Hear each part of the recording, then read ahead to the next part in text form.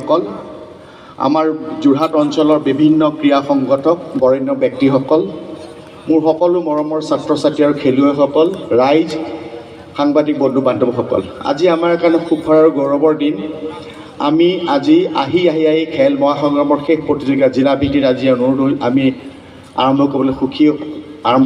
সুখী হৈছোঁ আমাৰ অহা ২৬ তাৰিখৰ পৰা এইখন ষ্টেডিয়ামতে ভেটাৰানৰ কম্পিটিশ্যন আছে তেখেতসকলে ফিল্ডখন বহু দিনৰ আগতে বুক কৰাৰ কাৰণে আমি তেখেতসকলক সহায় কৰিবৰ কাৰণে আমাৰ এই জিলা ভিত্তিক আমাৰ এইখন কিছুদিন আমি আগুৱাই দিলোঁ আমাৰ 4টা বিধানসভা সমষ্টিত প্ৰথম আমাৰ 90টা বিধানসভা সমষ্টি 4খন ULBৰ পৰা আমাৰ ল'ৰা ছোৱালীয়ে ভালদৰে খেলা ধূলা কৰিলে তাৰপিছত আমি সমষ্টি আপোনালোকে দেখিছে যোৰহাট তিয়ক মৰিয়নি আৰু তিতাবৰ এই গোটেইকেইটা সমষ্টিভিত্তিক খেলা ধূলা হ'ল ইয়াৰ পিছত আমি সমষ্টিৰ পৰা আমি এটা টীম বনাই প্ৰতি সমষ্টিৰ ভাল টীম আমি বনাই আজি এটা জিলা ভিত্তিত খেলা আৰম্ভ হ'ব অহা 24 তাৰিখলৈকে আমি এই খেলাখিনি এটা ৰাখিম অহা 24 তাৰিখে মই সকলোকে আজি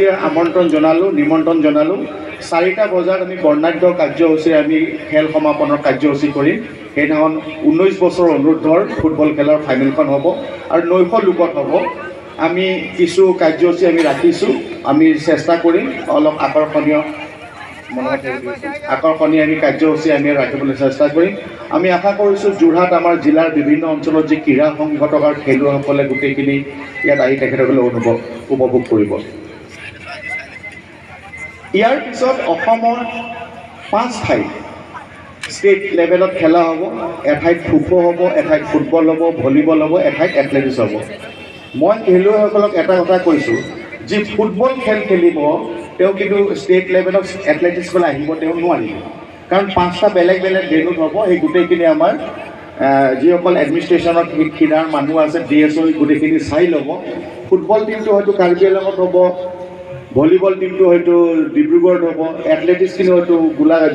গুৱাহাটীত হ'ব গতিকে এই বস্তুখিনি আমি গোটেইখিনি আমি চাই ল'ব লাগিব